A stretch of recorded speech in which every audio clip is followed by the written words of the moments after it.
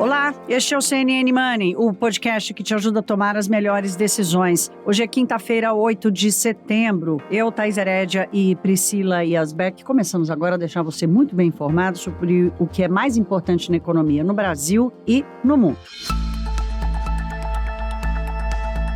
Eu começo falando sobre o Brasil, porque estamos acordando hoje, nessa quinta-feira, depois das manifestações do 7 de setembro, com um certo alívio. Primeiro porque o presidente Bolsonaro acabou não radicalizando demais e inflamando os seus apoiadores. Também não fez ataques muito diretos e personalizados ao Poder Judiciário, especialmente ao STF ou aos ministros do Tribunal Superior Eleitoral, nem mesmo citou o nome dos tribunais, mesmo que tenha feito muitas indiretas. Mas, de qualquer forma, dentro do esperado e da referência que havia sobre o ano passado, o desfecho acabou sendo de alguma moderação ou de uma menor radicalização. O que está claro é que houve, sim, uma transformação do bicentenário da independência num ato de campanha eleitoral. E por causa disso, a oposição, vários partidos, inclusive aqueles candidatos que estão concorrendo à presidência com o presidente Bolsonaro, já entraram na justiça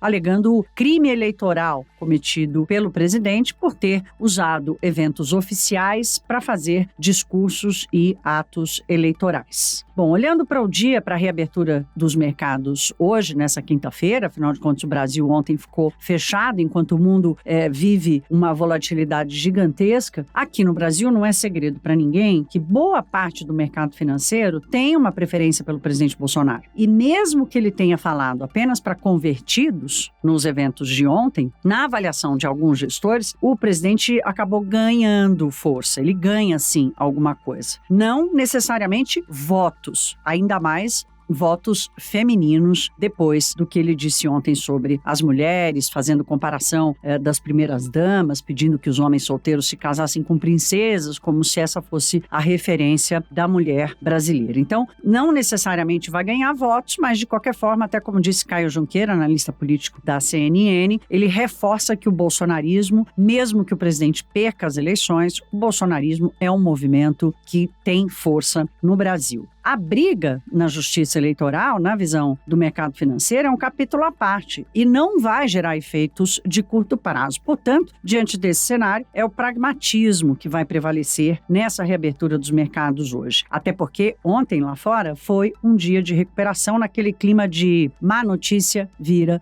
boa notícia. A desaceleração no ritmo da atividade dos Estados Unidos, da China, toda a crise na Europa e no Reino Unido, tudo isso acabou jogando o preço do petróleo abaixo dos $90, derreteu a cotação do petróleo no mercado internacional. Para nós aqui, abre espaço para mais uma queda no preço da gasolina para a Petrobras, por exemplo, porque ainda existe uma defasagem no preço do combustível aqui no Brasil. E isso vai acontecer a despeito da crise energética que causa na economia internacional esse transtorno e essa percepção de uma incerteza absurda do que vai acontecer. O Banco Central vai anunciar daqui a pouco aumento na sua taxa de juros. Como vocês sabem, a gente grava o Money muito cedo, mas ainda assim nós vamos tratar desse tema aqui. Priscila já vai falar disso na abertura dos mercados e hoje nós vamos contar de novo com a participação do nosso editor de internacional, Diego Pavão, porque também daqui a pouco a primeira-ministra britânica, Liz Truss, vai apresentar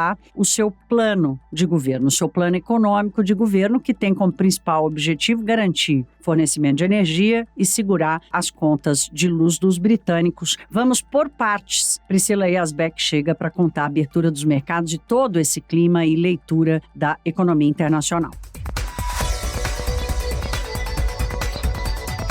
Mercados hoje abriram mistos, porque tem notícias positivas, notícias negativas pesando, então a maior parte das bolsas estava andando um pouco de lado. Os futuros americanos abriram um dia até em alta, mas depois viraram ali para uma leve queda, estão sendo influenciados, ou estavam, estendendo as altas de ontem, pela queda do petróleo, que caiu então para os níveis que o barril tinha antes da guerra da Ucrânia, estava cotado a cerca de $88 agora de manhã, uma queda muito forte, ontem uma queda de 5%, 2%, depois de uma queda de 3% no dia anterior. Tudo isso por causa dos dados fracos da China de exportação e importação, especialmente os dados de queda de importação de 9% de petróleo pela China. Então, isso traz uma previsão de mais queda na demanda daqui para frente, também traz um alívio sobre a inflação, por isso acaba sendo um movimento positivo em termos de bolsa, né? Traz um alívio em relação às expectativas sobre juros. Mas, por outro lado, na Europa o cenário ainda é de pressão forte de preços, porque por lá o que mais preocupa é o preço do gás, que está no centro da crise de energia por causa do corte de fornecimento, que inclusive acentuou essa crise de energia por causa do corte de fornecimento da Rússia pelo gasoduto Nord Stream 1, que leva o gás da Rússia para a Alemanha, né? O principal gasoduto hoje russo. Então, essa situação toda na Europa, ela joga muita pressão sobre a decisão do Banco Central Europeu, que deve elevar os juros, né, na zona do euro hoje. Isso depois de ter feito a primeira elevação de juros em 11 anos no mês de julho. Não vamos detalhar super aqui as expectativas, porque a hora que vocês estiverem escutando o podcast, talvez esteja perto do horário do resultado, ou talvez vocês já até estejam escutando o podcast com essa decisão tomada. Mas fato é que as previsões de aceleração da inflação devem aparecer, também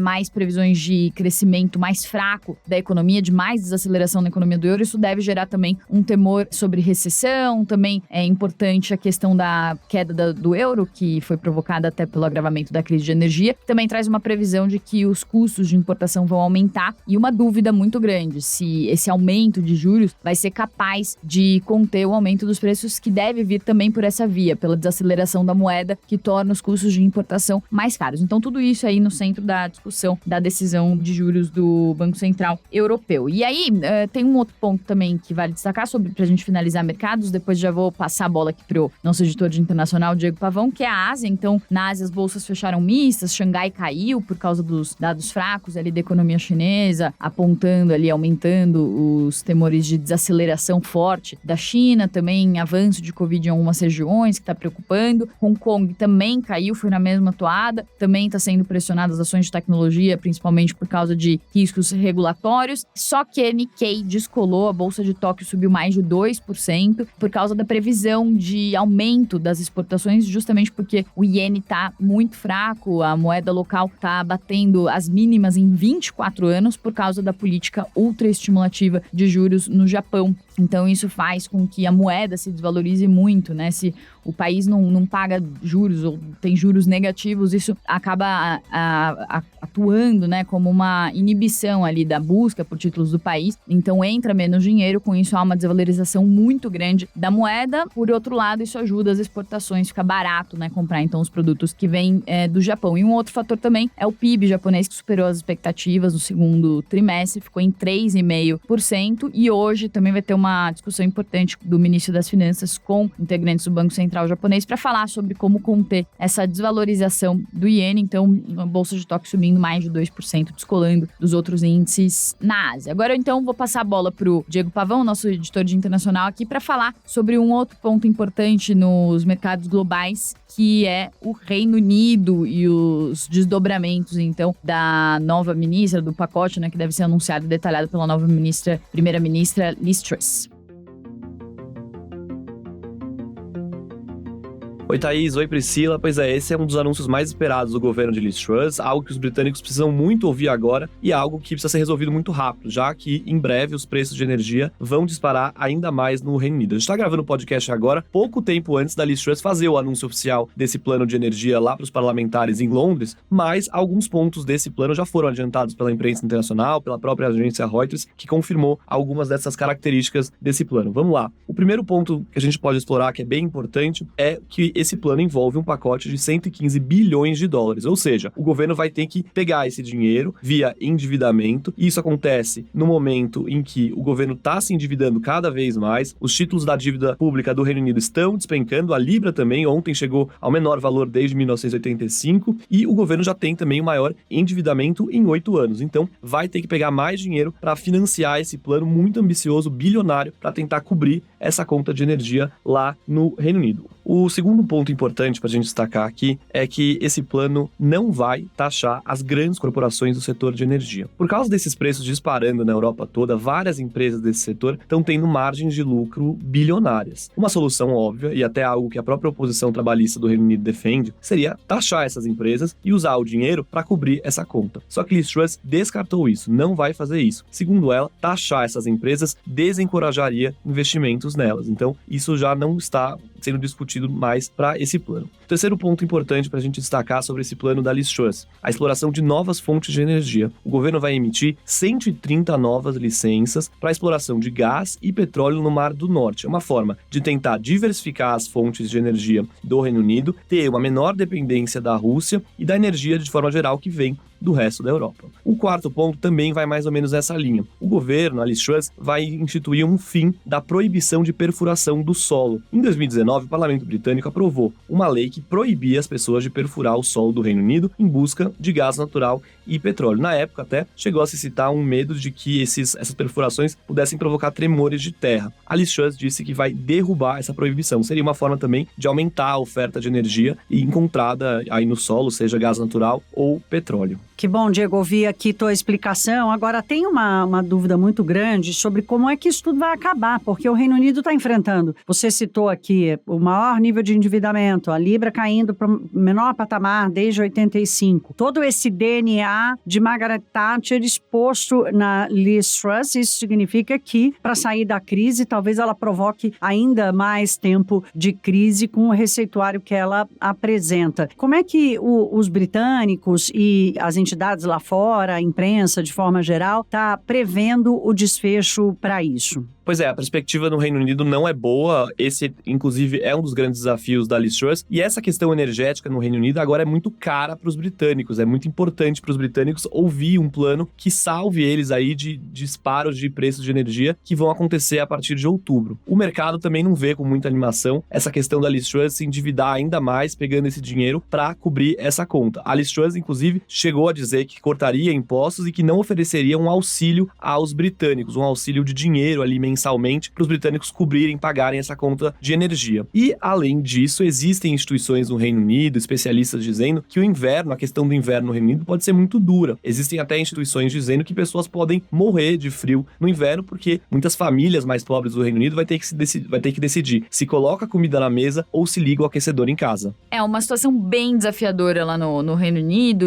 Essa já era a expectativa que o primeiro-ministro que assumisse, quem quer que fosse, teria esses grandes desafios. Porque tem aquela previsão do Goldman Sachs de preços de inflação subindo a 20%, talvez, no ano que vem. Tem uma previsão de que a economia britânica pode entrar em recessão já nesse ano. Então, a recessão é praticamente certa. A dúvida é quando que isso pode acontecer na Europa como um todo e o Reino Unido aí como uma das economias mais fragilizadas do continente hoje por causa de uma soma de fatores. Então, era uma economia que já vinha apresentando dificuldades, aumento de preços por causa do Brexit, que reduziu o acesso ali à mão de obra, com a diminuição da circulação de pessoas depois que o Reino Unido saiu da União Europeia, também dificuldade para conseguir alguns produtos que antes circulavam mais livremente quando o Reino Unido fazia parte da União Europeia, então já havia uma situação ali complexa em termos de inflação, em termos de crise no Reino Unido. Vem a pandemia, adiciona dificuldades a esse cenário e depois vem a guerra na Ucrânia, e aí vale lembrar, né, que os países que estão ali mais próximos do conflito são os mais afetados, tanto porque estão sofrendo com a redução do fornecimento de energia por parte da Rússia, quanto por causa dos preços de alimentos, porque Rússia e Ucrânia juntas são alguns dos principais exportadores de commodities para o mundo, principalmente grãos. Então, tanto preço de energia quanto preço de alimentos, com os países europeus ali sendo alguns dos principais compradores, tanto de Rússia quanto Ucrânia, acabaram explodindo, né? E esse é o cenário que a gente vê, então, de crises se acumulando lá no Reino Unido. E aí o Diego comentou sobre essa questão do risco fiscal, aumento de gasto, né? Com um pacote que prevê mais 115 bilhões de dólares em gastos, que já é cerca de metade de tudo que foi gasto durante a pandemia lá no Reino Unido. Também há uma previsão muito pessimista por parte de institutos que estudam os gastos públicos, né, institutos fiscais lá do Reino Unido, que apontam que esse aumento de gastos ele pode ser perigoso para a economia britânica. O resultado já está sendo visto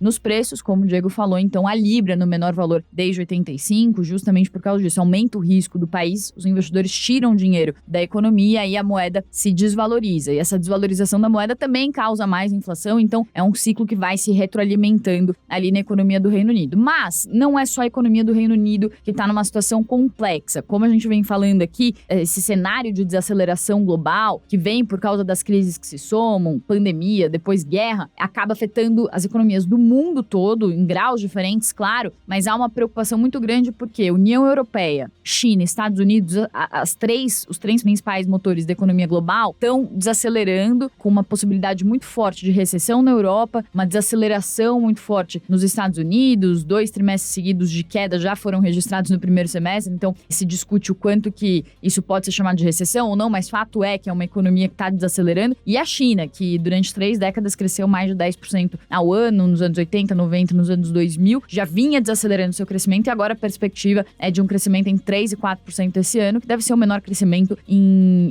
quase 3 décadas se a gente tirar o crescimento de cerca de 2% que a China teve em 2020, que foi o auge ali da pandemia, ou quando a pandemia estourou no mundo todo, né, e começou, e as restrições foram mais fortes. E a gente falou sobre esse assunto exatamente, sobre essas crises que vão se acumulando, acontecendo de forma simultânea no mundo todo, com Otaviano Canuto, que é ex-vice-presidente do Banco Mundial e membro sênior do Centro de Políticas para o Novo Sul, e é bem interessante a análise que ele faz. Vamos ouvir. Nós temos essa convergência em direção a uma desaceleração nos 3 polos que você mencionou. Nos Estados Unidos, em menor grau, né?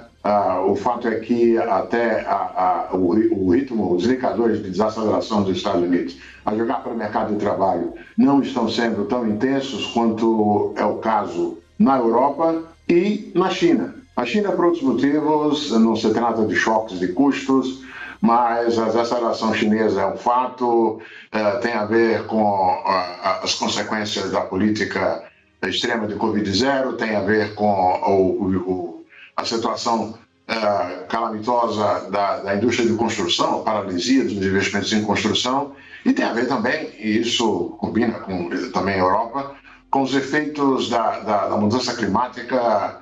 Ninguém escapa de mudança climática e as ondas de calor na China estão também tendo um impacto, assim como estão tendo no resto do mundo.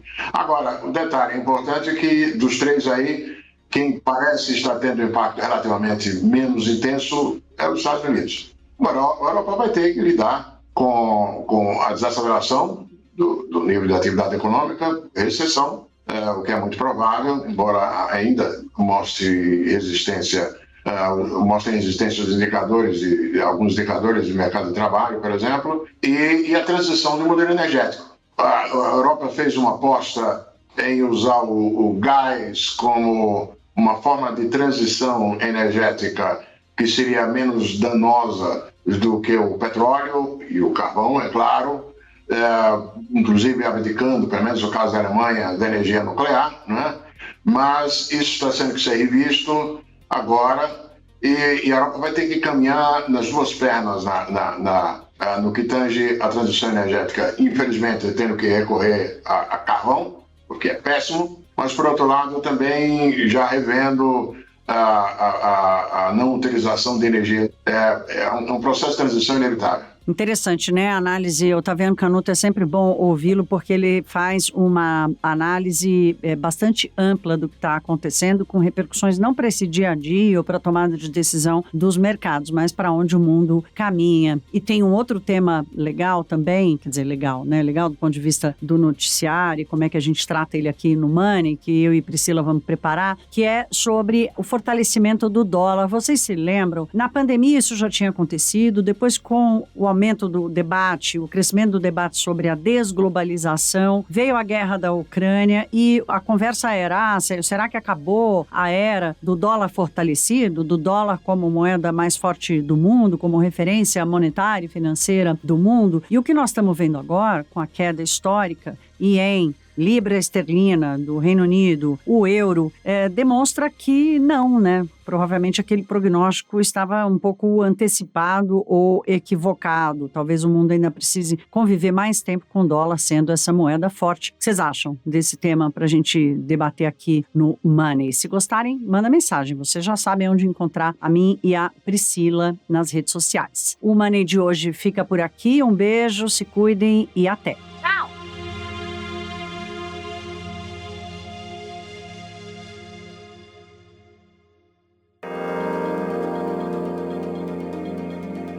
Com apresentação, pauta e coordenação editorial de Thaís Hered e Priscila Yazbek, este podcast é produzido pela CNN Brasil, com edição da Maremoto. Produção Larissa Coelho e Fabrício Julião. Edição e sonorização Felipe Gomes. Coordenação técnica Paula Weinberg e Felipe Gomes. Coordenação de produto Verônica Schneider. Você também pode ouvir o CNN Money no site da CNN Brasil. E aproveite para conhecer os nossos outros programas em áudio. Acesse cnnbrasil.com.br/podcasts.